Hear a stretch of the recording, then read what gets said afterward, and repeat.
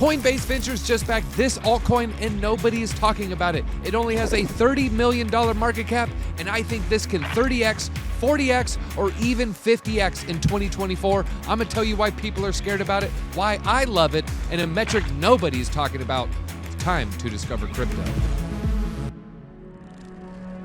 All right, folks, the coin we are talking about is Aerodome, and this is the central trading and liquidity marketplace on Base. Now, if you don't know what Base is a new Ethereum L2 incubated by Coinbase and built on the OP stack.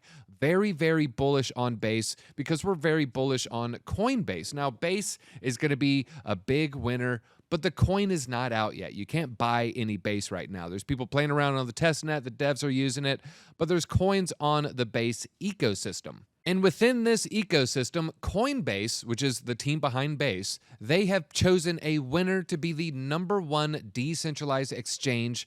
And Coinbase did that through Coinbase Ventures. Coinbase Ventures is their VC arm, and this is how they do investments within their ecosystem. And now Base is going to be using Aerodome as its main DEX. Now, why am I bullish on Coinbase Ventures investing in a Base DEX? Well, Coinbase Ventures tends to pick winners, everybody. This is just a scrolling wheel. I can't really control it. So, just look at some of the names here. You just saw Uniswap, Yuga Labs, Aptos, Arbitrum, Arweave, CeeLo, Compound, Consensus, Dapper Labs, Etherscan. Folks, these people know how to pick winners. Some say they're even the kingmakers within crypto. They know how to pick a winner, if you know what I mean. Magic Eden, Masari, Optimism, Ribbon Finance, Starknet, Synthetics, huge names in the industry. And they are choosing Aero, the ticker is AERO, Aerodrome, as their chosen winner as the DEX. Now, Crypto Taco, he just did a thread on this, and I'm going to kind of go over a couple points here. And then, folks, I said there's a secret metric nobody is talking about. I'm going to look at the finances like it's a stock and tell you why I'm bullish. And we're going to be using metrics. Think of a close to a profits or earnings ratio. We're going to be looking at market cap to sales ratio, and the numbers I have are going to blow you away, folks. But if we go into the thread here, this is why Taco is bullish. He has 8 reasons why he added it to his portfolio today. And folks, I just took a little bit of Arbitrum profits and put it in this coin because of the Arbitrum unlock. But, not financial advice, just I feel like that unlock might end up making some selling pressure. And Taco writes, pretty correctly here, the hype around L2s, it's clear that Base is set to dominate. I think it's going to be one of the top L2s in the space. The main reason being it is going to be the backing of Coinbase. This is a player with deep ties to the World Economic Forum and a custodian for the majority of the Bitcoin ETFs. More on that later.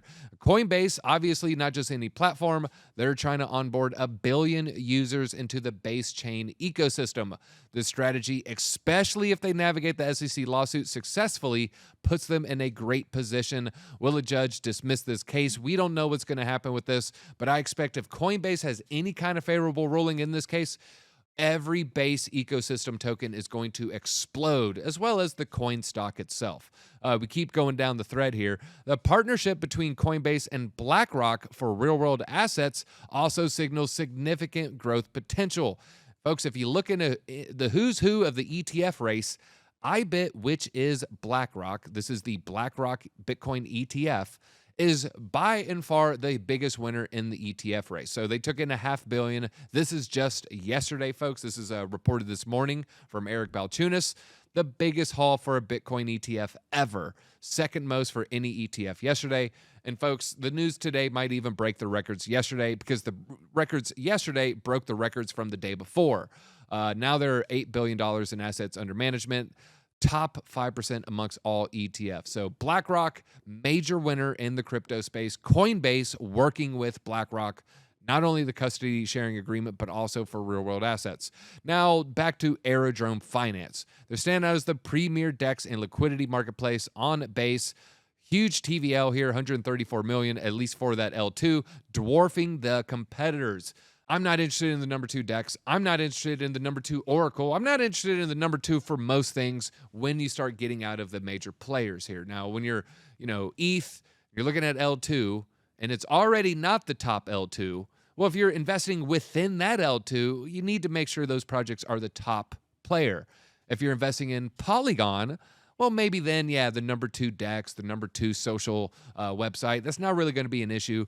But when you're an L2 and you're not the top L2, you're the number 7, number 4, whatever L2 you're investing in, you need to invest in the best projects within that ecosystem. So that's why I'm bullish here. Another bullish reason, we go to number 5 here, you can see that the rest of the tokens outside the 160 million locked for years. That's going to be very promising. Number 6 is going to shock you. Look at the revenue that they had brought in, annualized fees, $7.6 million. Well, if we go to their website, this is the aerodrome.finance website, we scroll down, Taco made that tweet yesterday, and now they're already at 8.15 million in fees. So you're seeing the fees on the aggregate, it is skyrocketing right here. Now, Taco's giving it the 100x opportunity. I feel like 30x, a lot more likely, everybody. Now, let's go deeper into the weeds. There's a little bit of FUD around it. Now, Aerodrome and their partner Velodrome, they actually had their websites hacked. They did an incident report. You can see this is November 29. The markets actually didn't react to that news too much. If we go here and we go to November 29, you can see, well, you know, maybe a little bit of a slight dip around there. But really, the markets kind of shrugged that off. It was still a newer website, and you know, the people didn't really care too much. But if you dig down, folks, you can kind of see the root cause. The root cause was an orchestrated, socially engineered attempt to take over the domain names. And here they say lack of verified ownership records. Generally a requirement by this oversight of domain names, and the lack of alerting protocols to break in attempts over a series of days led to access being granted to the attacker. So almost seems like it's more of a, you know, whom they register the domain with. They, you know, reached out and said, hey, we need to get access. And then they ended up changing a couple domain sites there. And, you know, you can go more to the weeds there, but essentially, it wasn't so much their smart contracts that were breached. It was more of a Web 2 issue, not a Web 3 issue. And so maybe that's why the markets didn't really react too much to that hack. Now, you see this pump. You don't want to buy that, folks. You do not want to buy that. But if you look at the 7-day, you can see there was a retracement. Now, this bounce is happening a lot faster than I even wanted. I just saw that it had, you know, found a little support, you know, kind of set up a little bit higher than these previous levels. So now that the retracement has began, I feel a little bit more comfortable. I didn't want to tell you to buy this after a 130% pump, but now that we were down 10%, we're down 20%. Market cap is now down to 31 million when the market cap was 40 million. I feel like now the entry points are starting to look a little bit more attractive. Now, I told you there's a secret metric nobody is talking about, and I'm going to be the first one to break it down to you. That's why you like this channel. That's why I appreciate if you go ahead, hit that subscribe button. Make sure you go ahead and hit the like on this video. If you like DZ, you know, using that accounting knowledge from college back from, you know, 1872, I'm sharing this knowledge with you right now. We're going to be looking at the market cap to sales ratio. We're going to be looking at the revenue that they brought in, and then just kind of, you know, making an educated assessment here. Here we're going to be looking at the annualized fees of $8.15 million. And we're going to be using the market cap to sales ratio, also known as the price to sales ratio. And this is calculated by dividing the market cap by its annual sales. And for this metric, we're going to be using the revenue that they pull in. Well, folks, I just wanted to look at some of the larger tech companies here. If we look at the largest, we're just going to look at the biggest 3, which is going to be Microsoft, Apple, and Nvidia. You know, folks, we could go way down and, you know, find even crazier metrics, but we're going to look at their market cap of Microsoft, 3 trillion. And if we look at their sales, aka revenue, is going to be 227 billion. That gives us a PS ratio, a price to sales ratio of 13. So that means for every dollar that they bring in, they are worth $13. Well, if we go down to Apple, well, it looks a little bit more safe, folks. You know, they have a market cap $2.8 trillion. You look how much money that they brought in. They brought in 378 billion. 278 would be a 10x or a 10 PS ratio. It's a little bit lower than that, 731. Well, folks, this is the most crazy one you're going to see, at least in the top 10, and that's going to be Nvidia. Nvidia is a little under $2 trillion. And if you look at their revenue here, it's going to be right at 60. Folks, that gives them a ratio of 32. So that means for every dollar that they pull in, they're worth $32. They pull in 1 million, they're worth $32 million. They brought in 60 billion, and they are worth 1.9, really you can round up to $2 trillion. Well, now let's do that math for Arrow. Obviously, a 32 ratio would be insane because if you recall right here, they're pulling in $8 million. Well, if we go to their market cap, folks, it is 31.8. Now, 8 goes into 32 4 times. That gives us roughly a price to sales ratio of 4. Now, for tech, you expect that ratio to be a lot higher. That's why NVIDIA is a 30 plus PS ratio. So seeing a ratio of 4 when NVIDIA is at 30 makes me very, very bullish because I feel crypto should be closer to the 10-20 range if you're actually pulling in revenue.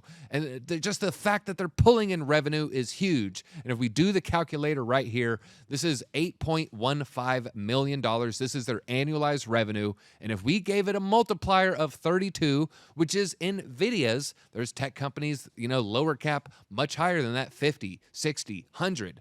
We're going to stick to NVIDIA. 8.15 million in revenue. We multiply that by 32. Folks, that gives us a market cap of $260 million. And if we were to divide that market cap by 31, you know what? I'll even round up. We'll divide it by $32 million. That will tell you the multiple you would get if we hit that market cap. And folks, so when you're looking at a multiple for your coin, that is a 8x from these levels. And folks, 8x feels like FUD. I really think this coin can do a 30x. I would keep an eye out on Aerodrome. And all you got to think about is the top DEX on Coinbase base chain. And if then ask yourself, what should the market cap at the peak market be for the top DEX on base? Folks, the number I come up with, I know it's suspiciously round.